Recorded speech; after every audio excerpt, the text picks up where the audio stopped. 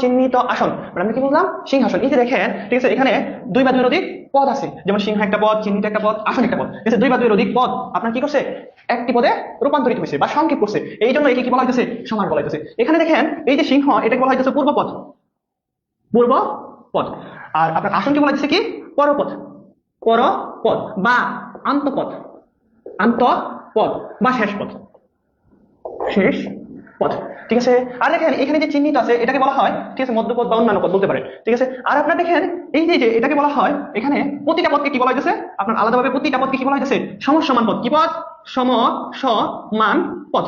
অর্থাৎ এখানে যে প্রতিটা পদ আছে, প্রতিটা পদকে কি বলতেছে, সমসমান পদ। তার মানে দেখেন, সিংহ হলো পূর্ব পদ, এখানে আপনার আসন হচ্ছে পরপদ, যাকে অন্তঃপদ বলে থাকি আমরা, আন্তঃপদ বলে থাকি, আবার শেষ পদ বলে থাকি। এবং প্রতিটা পদকে আলাদা আলাদা কি বলা হইতেছে, সমসমান পদ বলা হইতেছে। আর এই সম্পূর্ণ বাক্যকে বলা হইতেছে ব্যাস বাক্য, ব্যাস বাক্য বা বিগ্রহ বাক্য, বিগ্রহ বাক্য বা সমাস বাক্য বলতে পারি আমরা। ঠিক আছে, আর এই যে দেখেন, এই যে ব্যাস বাক্য থেকে সংক্ষিপ্ত করার পরে বা এক পদে করার পরে আমরা যে পদটা পাইছি, এটাকে বলা হয়েছে কি, সমস্ত পদ। কি পদ? সমস্ত পদ।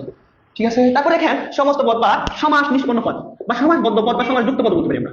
সমাস যুক্ত পদ, সমাস যুক্ত পদ।